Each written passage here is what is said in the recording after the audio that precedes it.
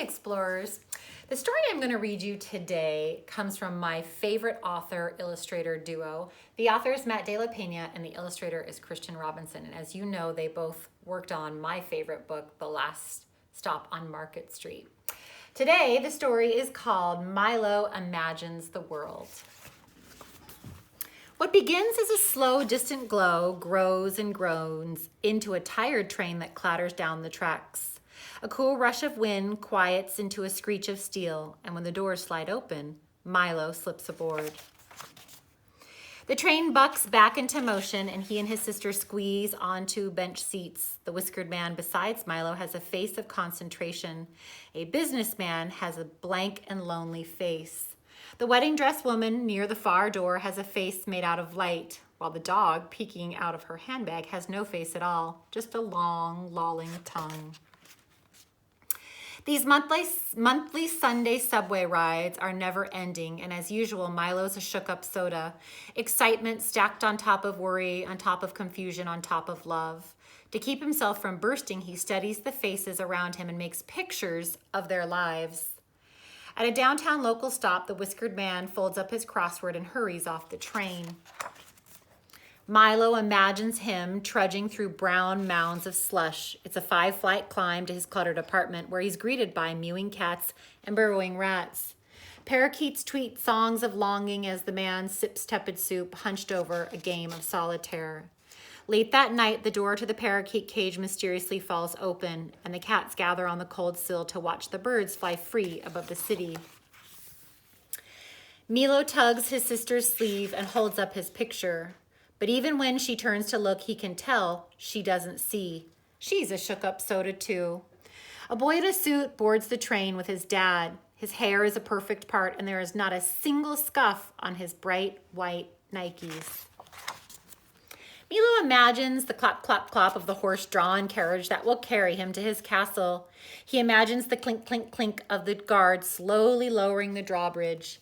Across the human-made moat, the boy is met by a butler and 2 maids and a gourmet chef offering crust-free sandwich squares. Milo flips to a fresh page at a bustling midtown stop when the wedding dress woman slides off the train and a band of street performers launches into Here Comes the Bride, and everyone on the platform stops and cheers. Milo imagines the grand cathedral ceremony where the couple will be pronounced husband and wife. Milo imagines the groom whisking his new bride to an awaiting hot air balloon where the pilot loads them up with blankets and blasts the heat. And up, up they go hand in hand beyond the concrete walls of the city into the infinite blue. Milo holds this picture up too, but his sister shoos him away. Can't you see I'm playing my game? He watches her thumbs bang around on her smudged screen and then turns back to the boy in the suit. They lock eyes for a few long seconds, and suddenly he feels like the walls are closing in around him. The spell is broken when a crew of breakers bounds onto the train announcing, "Y'all ready for a show?" Several curious faces look up as the beat drops, and now the girls are walking up walls. They're whirling around poles, and they're backflipping over shopping bags. When the train pulls to the next stop, they collect a few dollars and scramble for another car. Milo imagines them going from train to train, doing their acts as everyone watches. But even after the performances are over, faces still follow their every move. Like when they walk down an aisle in the electronics store or when they cross into the fancy neighborhood. Milo doesn't really like this picture, so he puts away his pad and turns to his reflection in the window. What do people imagine about his face?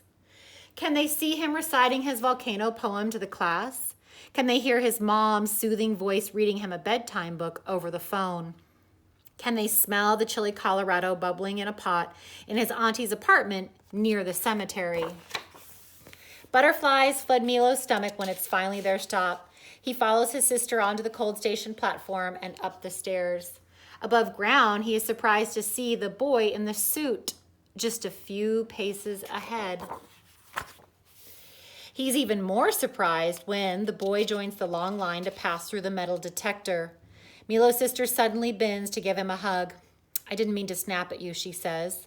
She takes his hand, adding, "Do you have your picture ready?" He nods, feeling the warmth in her fingers. As they slowly shuffle forward, Milo studies the boy in the suit, his dad rubbing his thin shoulders. And a thought occurs to him.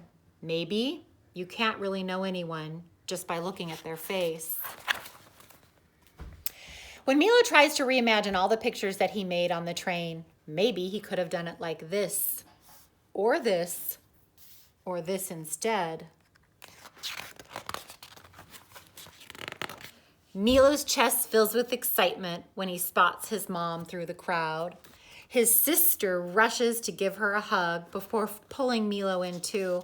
And it is in this tight triangle of familiar arms that he feels most alive. When they separate, Milo flips through his pad until he finds the right picture. I made this for you, he says, holding it up. And he watches for the smile that he hopes will spread across his mom's face. That ends. So my friends, I know this story doesn't tell us where Milo's going with his sister. We have to infer that, right? We have to figure it out on our own. But Milo was actually going to jail to visit his mom. This is a picture, and maybe you guessed that by looking at the people in the orange jumpsuits or having to go through a metal detector.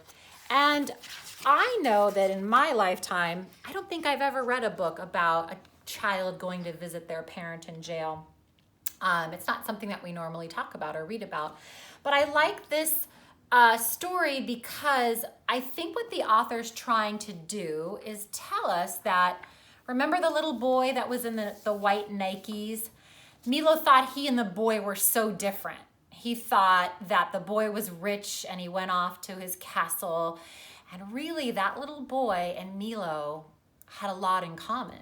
Both of their moms were actually in jail. And so I think this story is trying to teach us that we can't always look at somebody and know their life, or we can't look at them and make a judgment about them, right? And it finally dawns on Milo that, you know, he and this little boy might have more in common than he thought.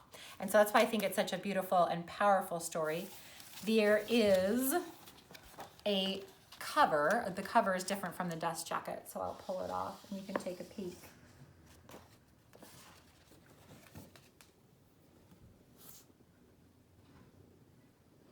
And the other thing I think is cool is the end pages that we talked, you know, we talk a lot about end pages. They're the same as Milo's fuzzy hat. All right, explorers, I hope you enjoyed this story. I did. I'll see you next time.